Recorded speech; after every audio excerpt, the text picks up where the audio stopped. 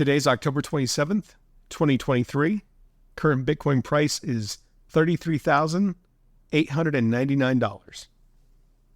Welcome to the BitBite podcast, your source for news and information about Bitcoin and the cryptocurrency space. This podcast is meant for educational and entertainment purposes only and is not financial advice.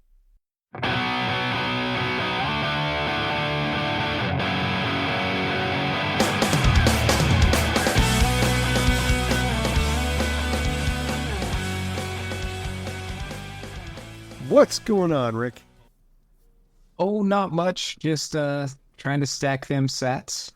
You know, tomorrow's going to be Sat Stacking Saturday. Right.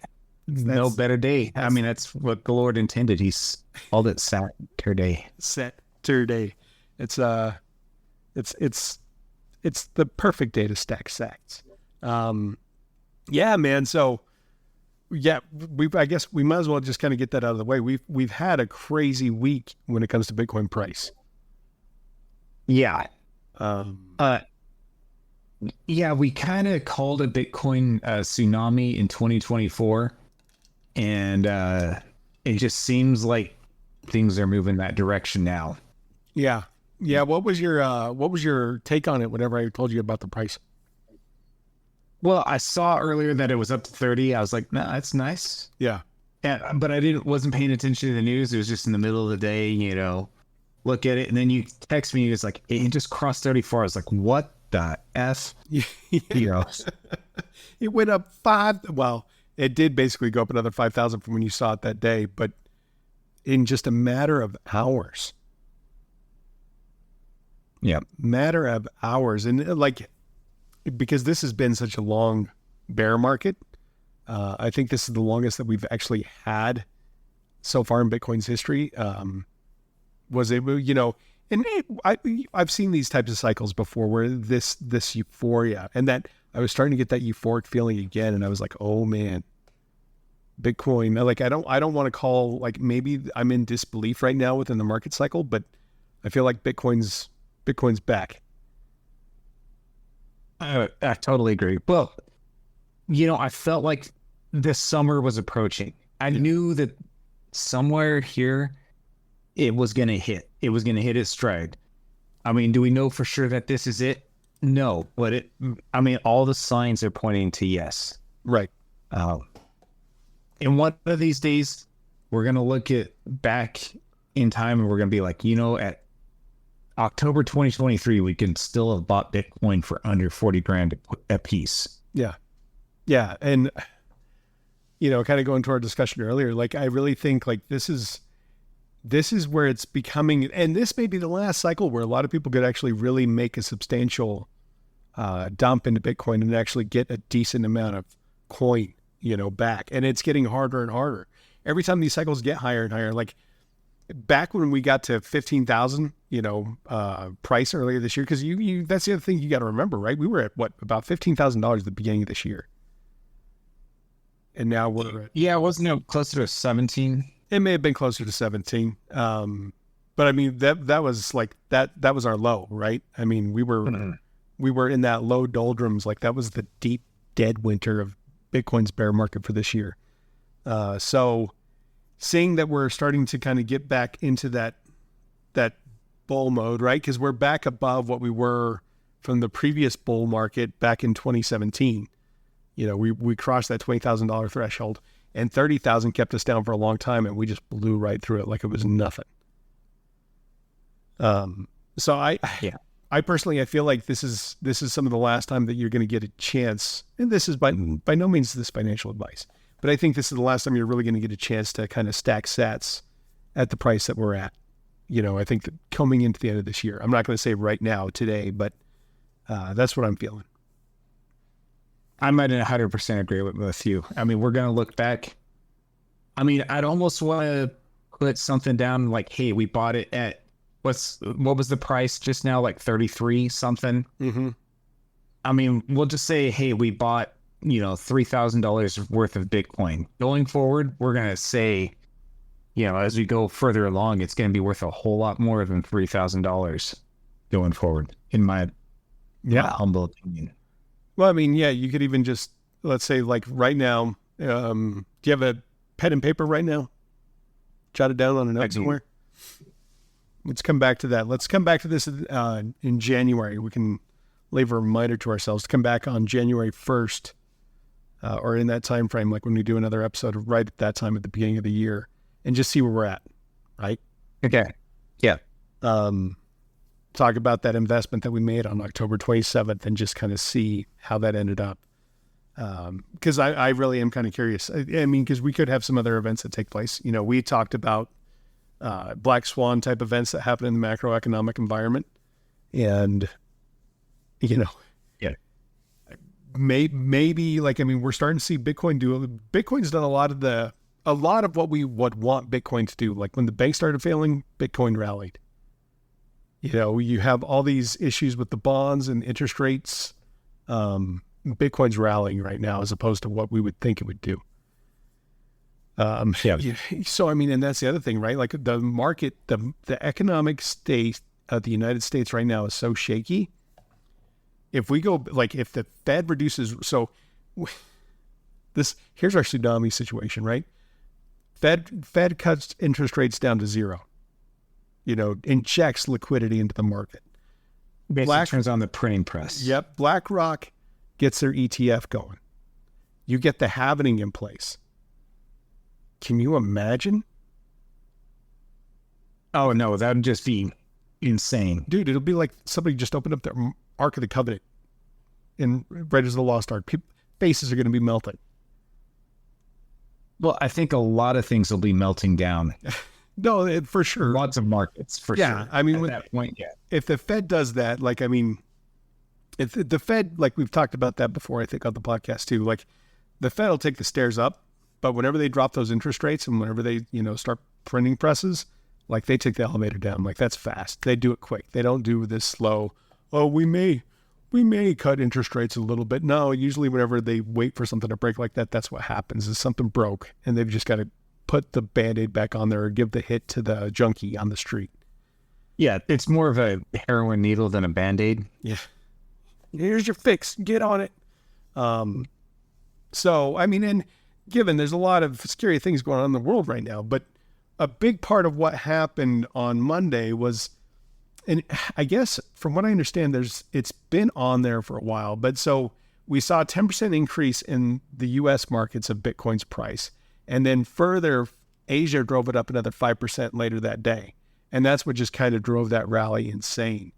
But a big part of that was that there was a huge speculation that started to get fueled because BlackRock's iShares ETF was listed on a website clearinghouse, DTCC.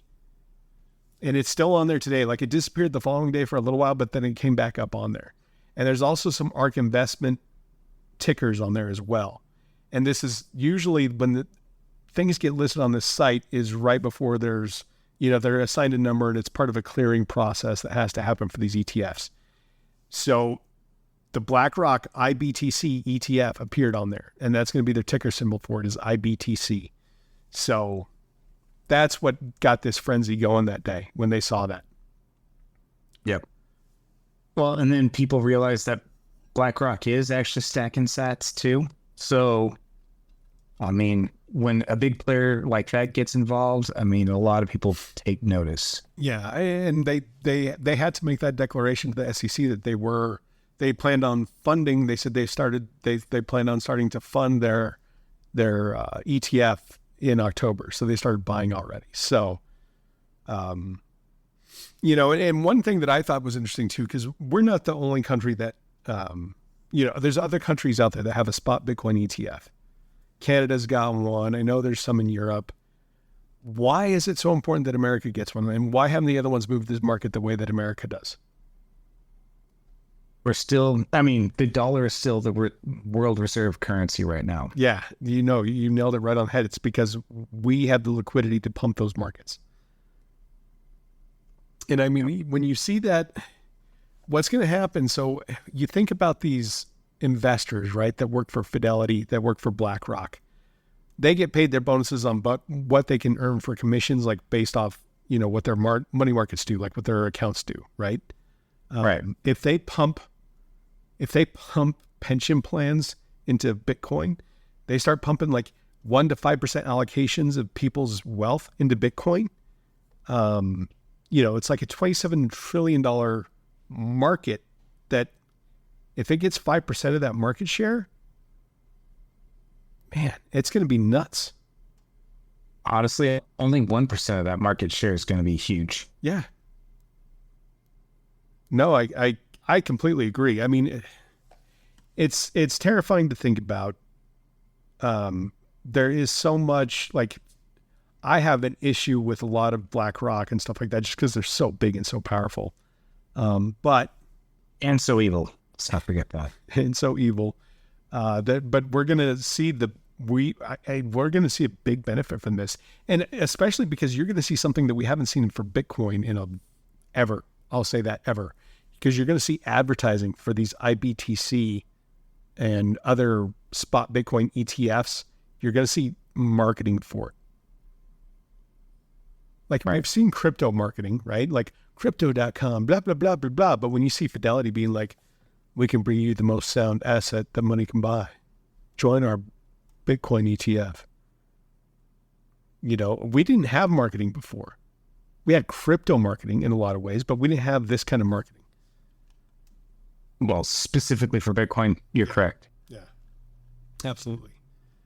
So that was one of the big things that happened early on Monday, and it gave me the butterflies and that FOMO feeling again that I had not felt in a long time. So I was excited to have it, kind of start to come back. I had to remind myself because I bought some more Bitcoin that day. I was like, I gotta buy, but I was like, calm down. I was like, you know what this is like? Like, you will see retracements, you will see the pullback, like all that stuff will happen. So, yeah.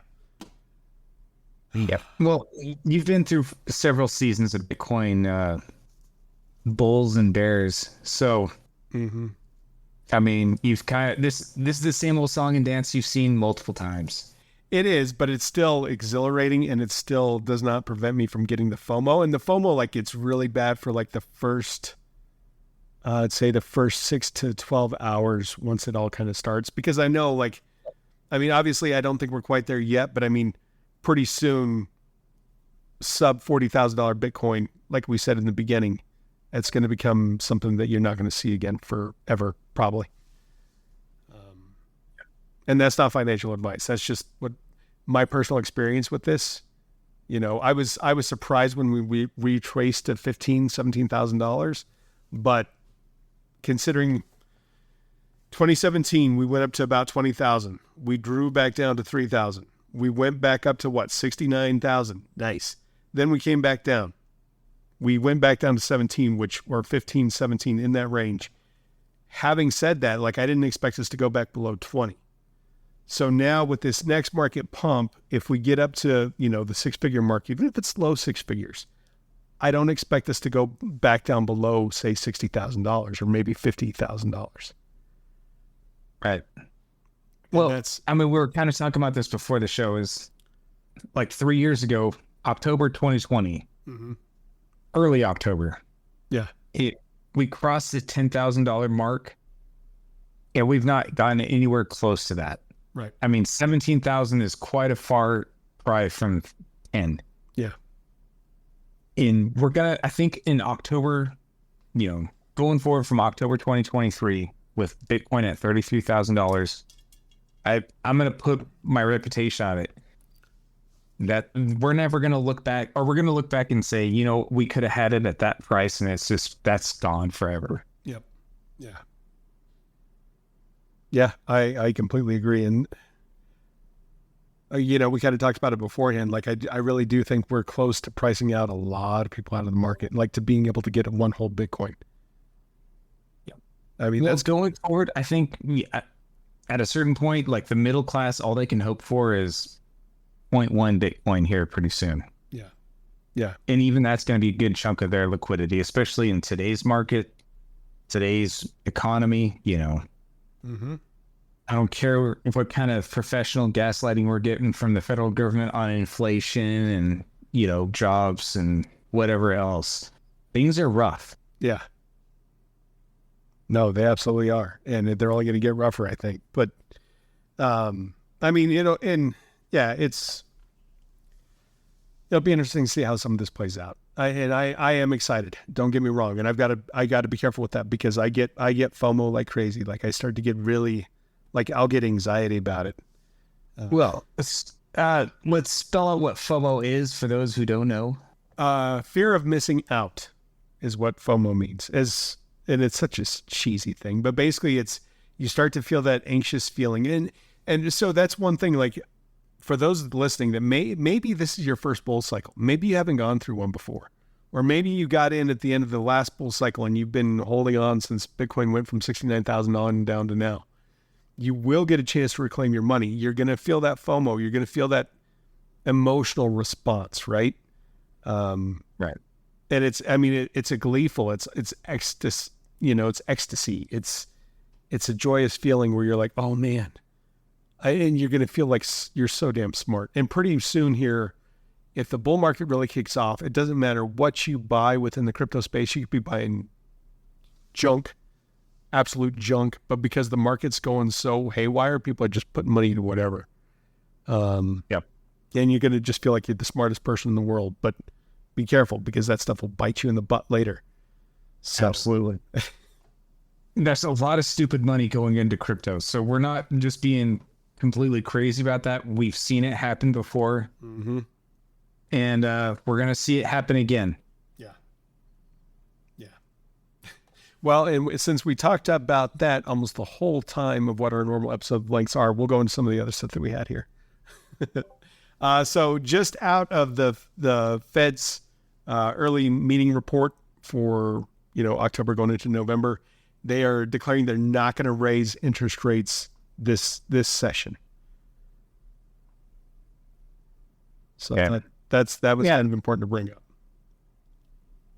And I mean, they did promise us at one point that they were going to raise interest rates one more time this year. Yep. So they still have December to raise interest rates and then completely lance that zit that is our economy. Yeah. Yeah. They've got, basically they'll have another meeting within 6 weeks. I think this one is officially done. November 1st is when this is finished up. So they'll have another opportunity within 6 weeks. So right around the middle of December, and they could decide to raise rates one more time. But right now they're just letting things be, kind of seeing how things play out. And I think a lot of that could be, part of the bond markets and those types of things. Interest rates are just so high, even for the federal government. We've got that crazy interest rate that keeps on coming through, or interest payments that are required for our debt. So right. Keep an eye on that. Well, I do want to mention one thing with this before you move on. It's kind of a backwards thing. The Federal Reserve is trying to crush spending by increasing inflation, but that just affects our debt payments because the interest rate on our $33 trillion in debt just goes up. And the more we do that, that means the more the money the government has to print in order to stay not necessarily solvent, because they're not bringing in as much tax money. They're spending money like crazy, but more and more money is going towards that servicing that debt. Mm-hmm. And the further out that gets and the higher the interest gets, that means they have to print more money to service that debt, which means that they're creating inflation in that round. Yeah. Yeah, no, and they haven't stopped. They're still spending like crazy. They can't bring in a balanced budget. No, I think our budget this year is even crazier than last year. Like we're even $1 trillion more in debt this year compared to last year. So side thing real quick. Sorry, no. I didn't want to take you completely off course of what you're saying, but have you seen what the housing market's doing? I haven't. It's up 12.3%. Who's buying homes? I don't know. Well, here's this side story.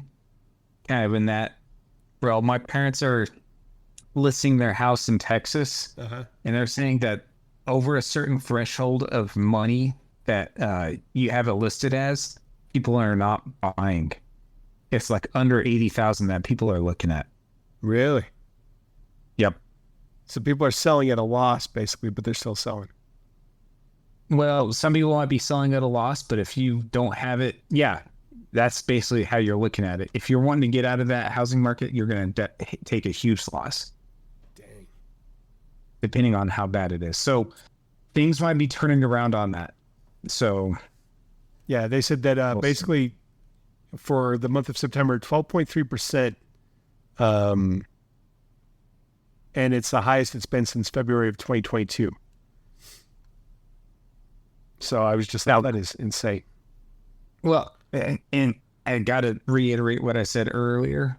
I think if you're getting numbers from the government, they're just gaslighting us anymore. I mean, I've been calling BS for a long time, but now I'm just saying they're full-on psychopathic liars because I don't believe anything that's coming from the government statistics, if that's where you're getting it from. Yeah, it was just, I had heard it the other day, and I just thought I'd bring it up real quick. So last thing I wanted to close this out on, I mean, I know we've been pretty hypey already, but this is from a report saying Bitcoin is primed for a supply shock as exchange balances drops to 5-year low, says an analyst.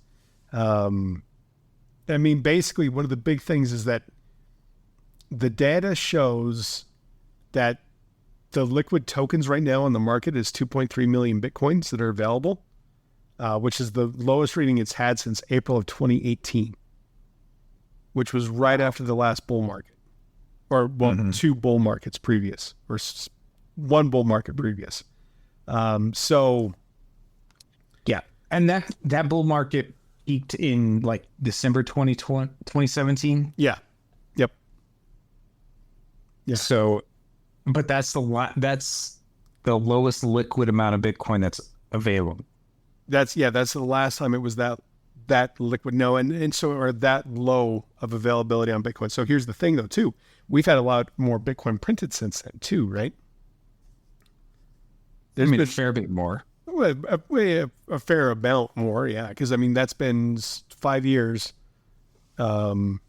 basically, and obviously we had a halving between there too, but that's still quite a bit of Bitcoin now that's come out since then, and we have that kind of record lows again.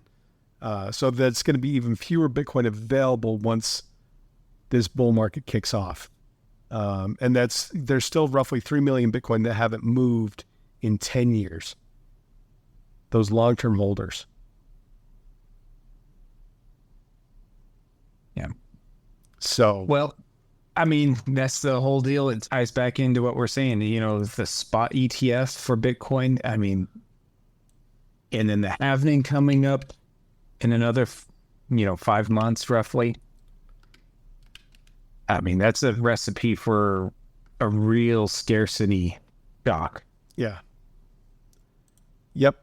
Supply shock may happen. We're going to see a lot of people starting to come for that money. And I mean, the people are going to sell their Bitcoin, but they're going to have to pay, they're going to make those big time players pay to get their Bitcoin. But you got to remember, like, it's the hardest asset there's going to be here pretty soon. Like, that stock to flow is going to change drastically as soon as this next halving goes through. It's going to start to become like real estate type kind of stock to flow. So, yeah. Anyways, man, was there anything else you wanted to bring up? No, I think you guys got the drift. That I'm pretty excited. Yeah, I am too. I'm glad I could kind of temper my feeling, but do keep an eye out. We still have newsletters coming. We still are in the process of working on some merchandise. And right now we still have the 2 affiliate links on our website to get Elipal, or you can get the Ledger wallet. And it helps us out a little bit if you do that way. So. Absolutely. Cool. Well, not your cheese, not your crypto. Good reminder. We'll see y'all soon. Bye.